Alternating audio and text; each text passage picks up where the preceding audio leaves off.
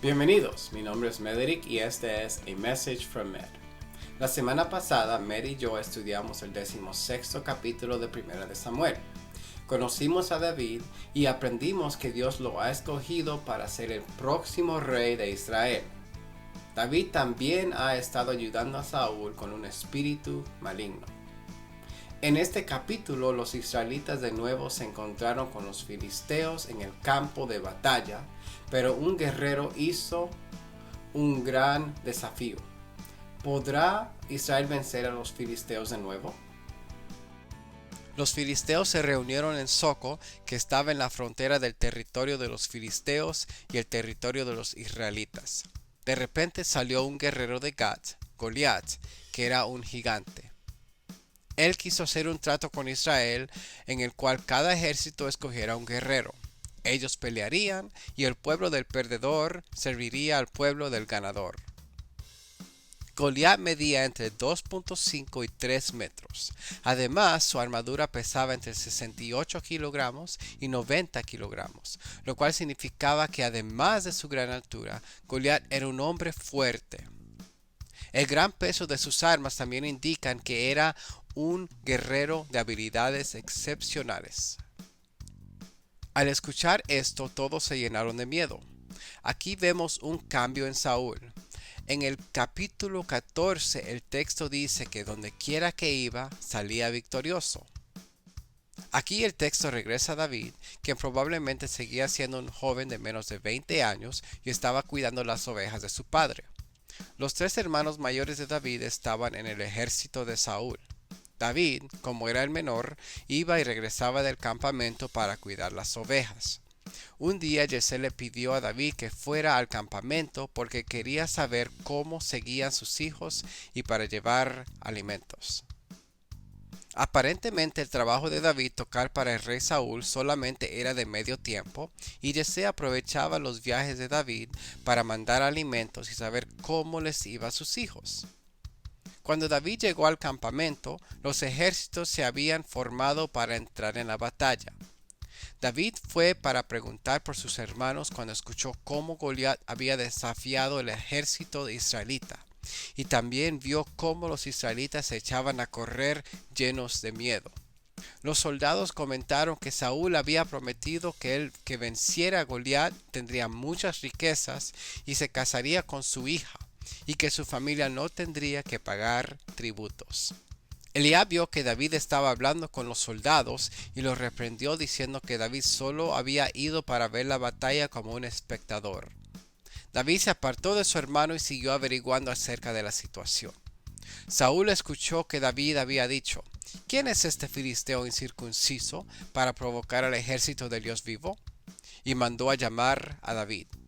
David le dijo a Saúl que no se preocupe, porque él mismo iría para pelear contra el gigante. Saúl le contestó que David no tendría éxito porque además de su gran tamaño, Goliat era un guerrero con experiencia. Pero David le explicó que no sería diferente a las veces que él defendía sus ovejas de leones y osos. Como pastor de ovejas, David se encontraba con animales cazadores y como un buen pastor, él las defendía sin importar el animal. Además, él dijo: si el animal me ataca, con mis manos lo agarro por las quijadas y lo hiero hasta matarlo. Saúl quedó convencido y trató de darle su propia ropa, armadura y armas, pero David no las pudo usar. En ese tiempo y cultura, la transferencia de ropa y armas era un símbolo de transferencia de posición. Saúl parecía tener tanto miedo por la situación con Goliat que estaba dispuesto a darle su posición como rey a David. Sin embargo, la ropa y la armadura no le quedaban a David, lo cual significa que aún no era su tiempo para convertirse en el rey de Israel. David tomó su bastón, su honda y 5 piedras del arroyo y fue a encontrarse con el filisteo. El filisteo miró a David con desprecio, burlándose de él, diciendo: ¿Soy acaso un perro para que vengas a darme de palos? Ven acá, que contigo voy a alimentar a las aves de rapiña y a los animales salvajes. La palabra que Goliat usa para perro, keleb, se usa para referirse a un prostituto. Es decir, Goliat sentía que ver a David enfrentarse a él con un palo fue un insulto a su masculinidad. David le contestó que, aunque Goliat tenía muchas armas impresionantes, él tenía respaldo del Señor de los ejércitos, el Dios de los escuadrones de Israel, a quien tú has provocado. Te voy a vencer y te voy a cortar la cabeza, y los cadáveres de tus compatriotas se les voy a dar a las aves de rapiña y a los animales salvajes. Así en todos los pueblos se sabrá que hay Dios en Israel. La victoria es del Señor y Él va a ponerlos a ustedes en nuestras manos. Es crucial notar que no había duda en quién confiaba David. Jonatán, cuando fue a la guarnición filistea, dijo: para Dios no es difícil vencer al enemigo con muchos hombres o con pocos. Similarmente, David fue confiado que Dios entregaría a Goliat en sus manos. Goliat fue para encontrarse con David, y David rápidamente preparó su honda y arrojó con fuerza una piedra hacia el filisteo. La piedra le pegó en la frente, causando que él se caiga con la cara en el suelo. David corrió hacia él, lo remató y le cortó la cabeza. Los filisteos huyeron, pero los israelitas los persiguieron hasta Ecrón, una de las ciudades filisteas, matando a muchos en el camino. Saúl después inquirió por la familia de David, y ahí supo que su padre era Yesé de Belén. Es posible que Saúl quería saber acerca de la familia de David, ya que él sería su yerno. Aparentemente David no fue tratado con la misma importancia que sus hermanos. En el capítulo pasado vimos cómo Yesé o se olvidó de David o no quiso llamarlo cuando Samuel lo convocó con toda su familia. Me imagino que esta no fue la única vez que David recibió este tipo de tratamiento. Sin embargo, David no dejó que eso afecte su relación con Dios. Cuando él llegó al campamento, su hermano le dijo que él nada más era un niño caprichoso, pero eso no lo impidió a pararse enfrente del gigante Goliat. David confió que Dios lo respaldaba y que él lo entregaría en sus manos. Esto me recuerda a la historia de José. Cuando era un niño, su padre y sus hermanos se burlaban de los sueños que tenía, demostrando que un día él tendría una gran posición de poder. A pesar de lo que le pasó a través de su juventud, él siguió siéndole fiel a Dios, y Dios lo llevó a ser el primer ministro de Egipto en un tiempo crucial. Si sientes que nadie te valora, recuerda que Dios te amó tanto que mandó a su único hijo para morir por tus pecados. Y Jesús vino al mundo para ser tentado en todo de la misma manera que nosotros, pero sin pecado, de modo que pueda compadecerse de nosotros. Dios usó las circunstancias desafortunadas de José para prepararlo para ser el primer ministro de Egipto. Él usó las circunstancias de David para entrenarlo a luchar contra gigantes, y Dios te llevará por el valle de la sombra de la muerte para enseñarte que Él es la luz del mundo. Cuando Saúl y su ejército vieron el gran tamaño del gigante Goliat, se llenaron de temor. Es increíble lo rápido que olvidamos lo que Dios ha hecho en nuestras vidas.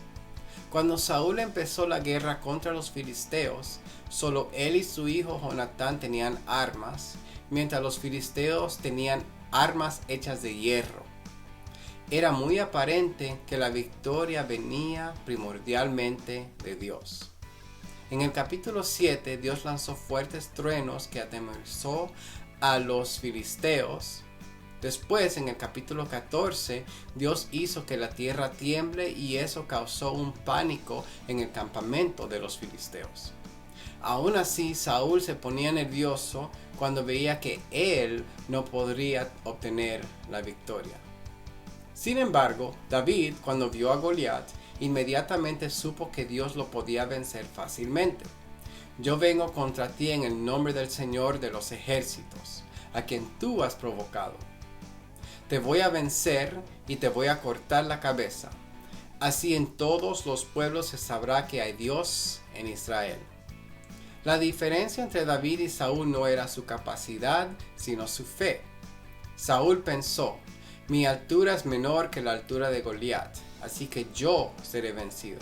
Mientras tanto, David pensó, este gigante es como un niño pequeño comparado con mi gran Dios.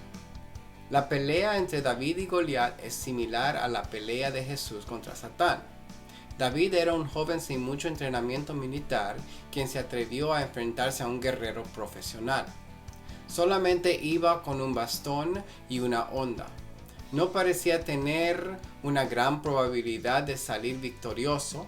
Sin embargo, su fe en Dios fue suficiente para no solamente vencer a Goliat, pero para guiar al pueblo a una gran victoria contra los filisteos.